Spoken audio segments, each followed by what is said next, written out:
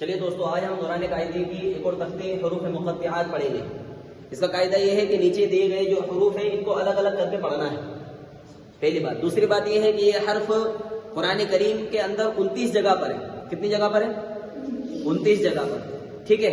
अब ये हर्फ, इनके बारे में बहुत सारी बातें मशहूर है, जैसे बरकत के तौर के ऊपर घर के अंदर लटकाना या इनकी तिलावत करना। तो वैसे कुरान करीम के हर्फ हैं तो अल्लाह रब्बुल इज्जत ने इनके अंदर बरकत भी रखी है और इनकी तिलावत भी की जाती है और ये अज्र और सवाब का बाइस भी है इन हर्फों को पढ़ना, ठीक है। तो इनको समझ लेते हैं, इनको पढ़ने का तरीका क्या, किस तरीके से पढ़ना है। अलिफ लाम मीम,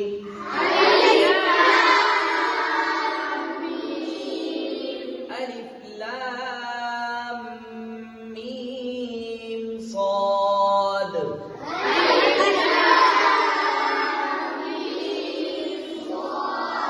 अच्छा, इनके पढ़ने के अंदर एक चीज का ध्यान ये रखना है, मीम या नून के ऊपर अगर तशदीद है तो मीम को गुन्ना के साथ पढ़ना है, मीम को गुन्ना के साथ पढ़ना है, ठीक है। और इसके आखिर में पढ़ा जाने वाला नून, उसमें गुन्ना होगा, आखिर में पढ़े जाने वाले नून के अंदर गुन्ना होगा, ठीक है। अलिफ लाम रा,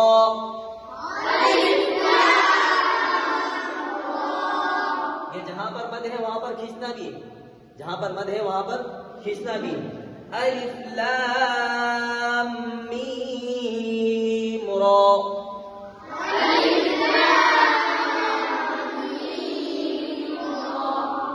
काफ हा या ऐन साद,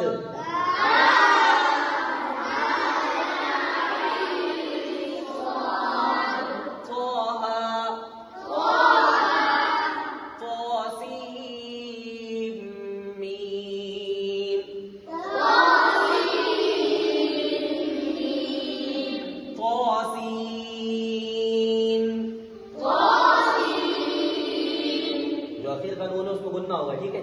यासीन, स्वाद, हामीम, हामीम, ऐन सीन क़ाफ,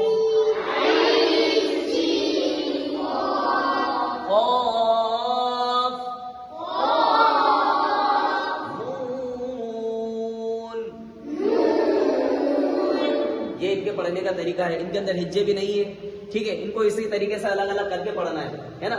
ये जो हर्फ है इनको अलग अलग करके पढ़ना है और इनके नून में गुन्ना होगा, मीम के ऊपर तशदीद है तो मीम को भी गुन्ना के साथ में पढ़ेंगे।